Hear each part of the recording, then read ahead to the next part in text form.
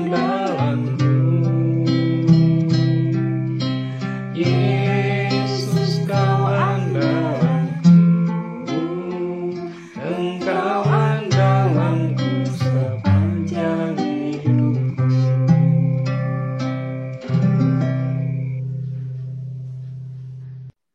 Shalom saudara-saudari yang terkasih dalam Tuhan dimanapun berada, damai sejahtera bagi kita semua.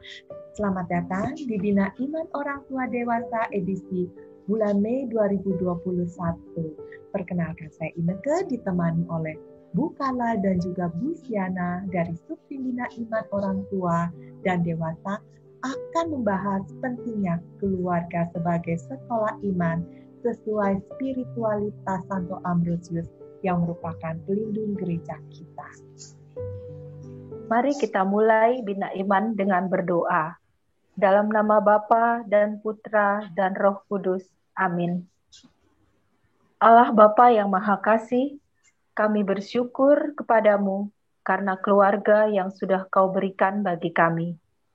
Kami mohon uluran tangan kasih-Mu agar kami senantiasa diizinkan untuk selalu belajar bersama mengasihi dalam keluarga dan melakukan kehendak-Mu untuk keluarga yang sudah Kau bentuk bagi kami.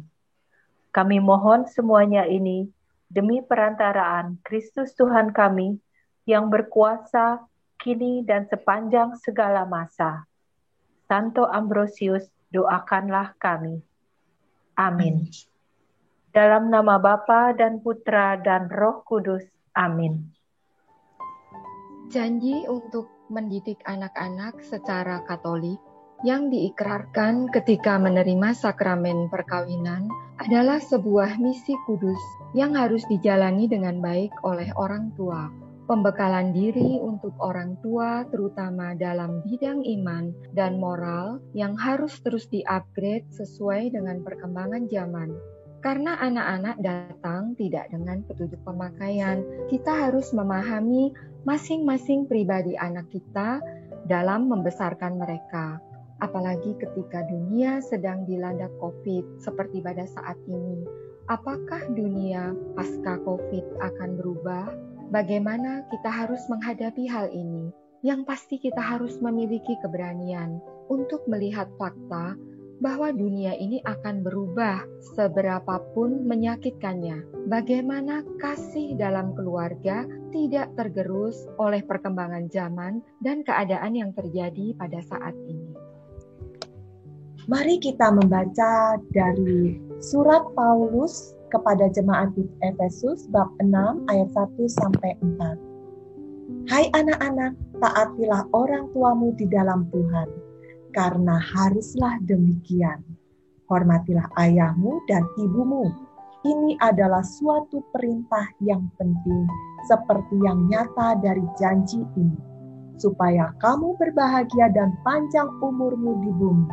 Dan kamu bapak-bapak, janganlah bangkitkan amarah di dalam hati anak-anakmu, tetapi didiklah mereka di dalam ajaran dan nasihat Tuhan. Demikianlah sabda Tuhan. Syukur kepada Allah. Dalam bacaan ini sangat jelas bagaimana menjalani kasih di dalam hidup berkeluarga. Sebagai anak, kita harus mendengarkan orang tua, mentaati dan menghormati orang tua. Dan sebagai orang tua, kita pun dituntut untuk mendidik anak-anak dengan penuh kasih, sesuai ajaran Tuhan. Untuk suami istri kita baca juga ada di Efesus 5 ayat 24-25. Bunyinya demikian. Karena itu sebagaimana jemaat tunduk kepada Kristus, demikianlah juga istri kepada suami dalam segala sesuatu. Hai suami, kasihilah istrimu sebagaimana Kristus telah mengasihi jemaat dan telah menyerahkan dirinya baginya. Ya, keluarga merupakan tempat utama dan pertama bagi kita dalam mendidik anak-anak. Juga bagaimana kita memperlakukan oma opa. Hal ini akan terbersit terkenang dalam pikiran mereka sehingga mempengaruhi tindakan mereka pada saat nanti mereka telah dewasa. Saat mereka memperlakukan kita, saat kita nanti sudah menjadi oma opa. Juga bagaimana mereka memperlakukan anak-anak mereka dan pasangan mereka. Sungguh penting peran kita dalam hal ini. Sulit juga ya bagi kita menjadi teladan buat anak-anak. Apalagi ketika dihadapi banyak persoalan seperti saat sekarang ini, pandemi berkepanjangan, itu cukup buat stres loh. Penghasilan berkurang, tapi pengeluaran terus mengalir. Semua itu membuat kita para orang tua banyak pikiran, apa yang harus dilakukan. Dan ketika sedang berpikir, mendengar keributan anak-anak maupun pasangan kita, kayaknya rasanya mau meledak. Gimana nih caranya nih? Panik ya Bu Ideke ya. Jadi tidak ada satu cara lain pun selain mengandalkan Tuhan. Seperti pada lagu pembukaan yang kita nyanyikan tadi. Yesus, Engkaulah andalanku. Ngomong gampang, Bu.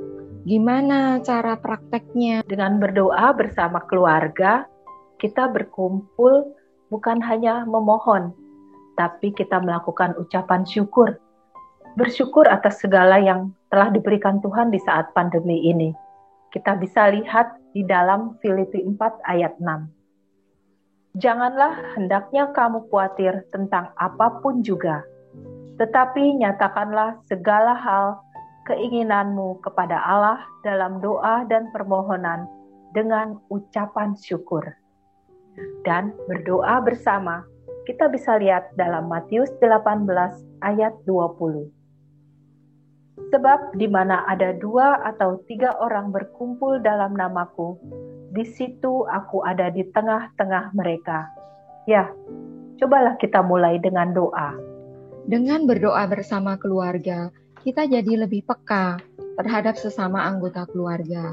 Bersama-sama kita saling membantu mengatasi masalah yang ada. Begitu juga dengan anak-anak, dengan caranya sendiri, mereka juga akan berusaha untuk meringankan beban orang tuanya dalam situasi apalagi kondisi pandemi seperti saat sekarang ini. Karena itu, setiap anggota keluarga itu juga harus saling melayani. Salah satu tugas melayani bisa dilakukan dengan masing-masing anggota keluarga menyediakan waktu untuk makan bersama. Mungkin tiap hari agak sulit, karena yang kerja sampai malam, minimum di hari Sabtu, di hari Minggu, kita bisa melakukannya. Dan di dalam makan bersama, jangan lupa, pasti akan terjalin komunikasi. Bisa juga Bapak Ibu melakukan pendampingan anak saat mereka menonton TV atau belajar. Kadang-kadang dalam waktu luang bisa juga menyanyikan lagu rohani. Kadang indah kan terdengar? Itu beberapa hal sederhana, hal kecil yang bisa dilakukan dalam gereja kecil kita. Ada juga istilah keluarga adalah sekolah iman. Kita bisa belajar keteladanan Santo Ambrosius, pelindung gereja kita. Pendidikan iman dalam keluarga sudah dilakukan oleh nenek moyang Santo Ambrosius sejak kekristenan mendarat di kota Roma pertengahan awal abad pertama, sehingga mereka masuk dalam daftar para saksi iman atau martir. Pendidikan iman dalam keluarga inilah yang menyumbangkan intuisi iman dalam diri Santo Ambrosius. Dari orang tuanya, Santo Ambrosius belajar berdisiplin dan menghidupi iman Kristen. Dan dari kakak-kakaknya, Marcelina belajar kemurnian, dan dari kakaknya Sapirus belajar kerendahan hati dan pelayanan. Pendidikan iman yang dilakukan keluarga Santo Ambrosius dapat menjadi teladan buat keluarga kita. Pendidikan iman membutuhkan pengorbanan kita sebagai orang tua. Ya. Dan belajar. Kita juga harus belajar, bukan cuma Ya. anak-anak. Belajar bagaimana kita memenuhi kebutuhan kasih sayang, kebutuhan perhatian akan mereka. Ya. Dan yang saat ini hampir tidak terpenuhi karena kita sibuk mencari uang untuk tujuannya positif untuk kebutuhan mereka. Tapi kadang-kadang kita melupakan yang satu itu, kasih sayang. Ya, suami istri juga diperlukan adanya komitmen untuk saling mengisi, bukan hanya istri saja atau suami saja.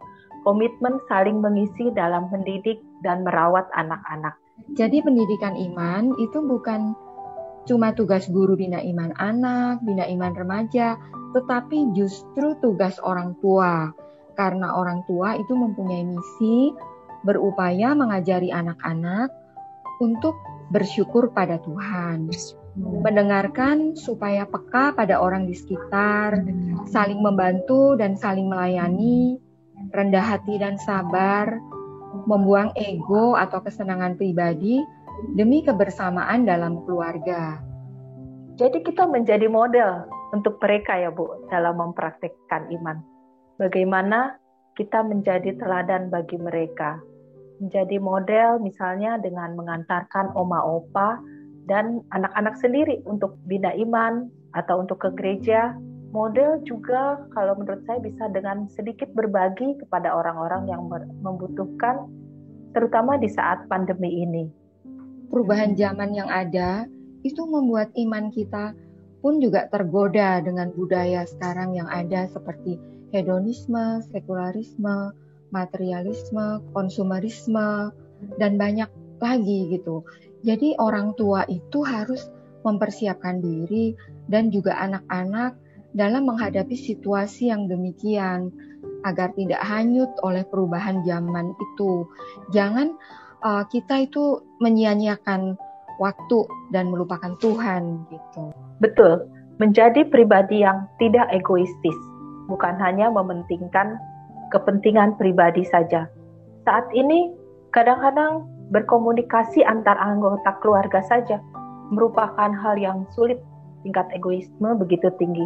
Kadang ada yang merasa malah mengganggu, padahal komunikasi itu penting. Dan yang lebih mirisnya lagi, hingga enggan berkomunikasi dengan Tuhan. Terima kasih Bu Siana Bukarla atas bincang-bincang hari ini. Hari ini banyak belajar bagaimana kita bisa menghayati hidup berkeluarga sebagaimana yang diamanatkan Tuhan pada kita.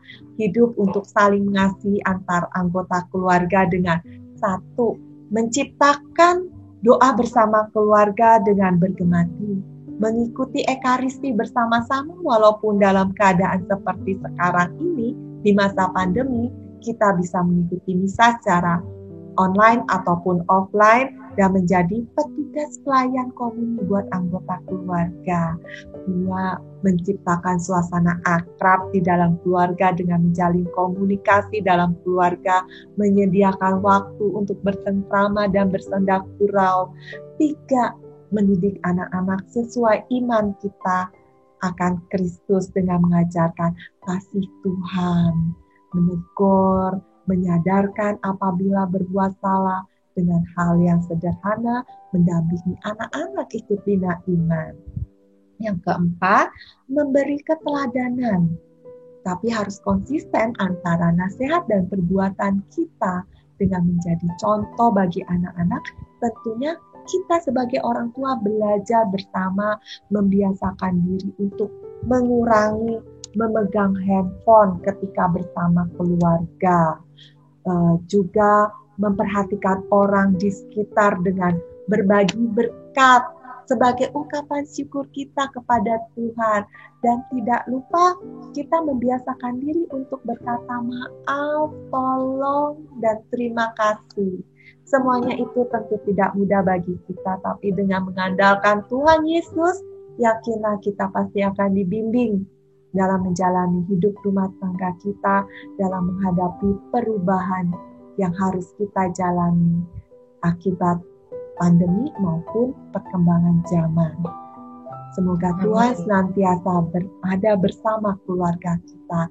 Dan sebelum menutup bina iman orang tua dan dewasa, marilah kita berdoa. Dalam nama Bapa dan Putra dan Roh Kudus. Amin. Ya Tuhan yang Maha Rahim, puji dan syukur kami panjatkan kehadiran-Mu, karena Engkau hari ini telah membimbing kami untuk mengerti arti kasih dalam hidup berkeluarga dan bagaimana kami harus senantiasa mengandalkan-Mu dalam hidup kami. Ampuni kesalahan kami yang selalu membuat Engkau sedih dalam tingkah laku kami, yang sering melupakan-Mu dalam perjalanan hidup kami.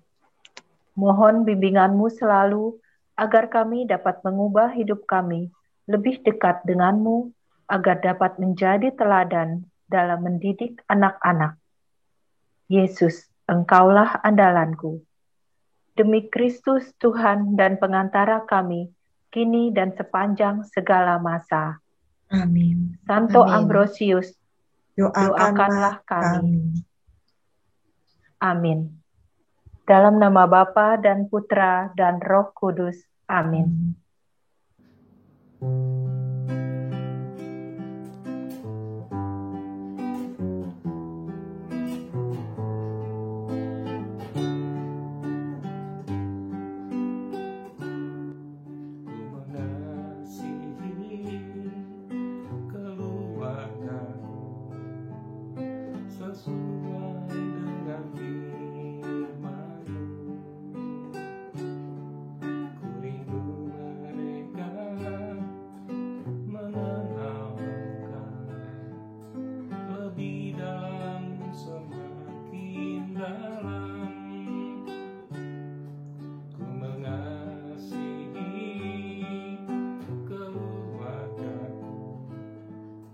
Sesuai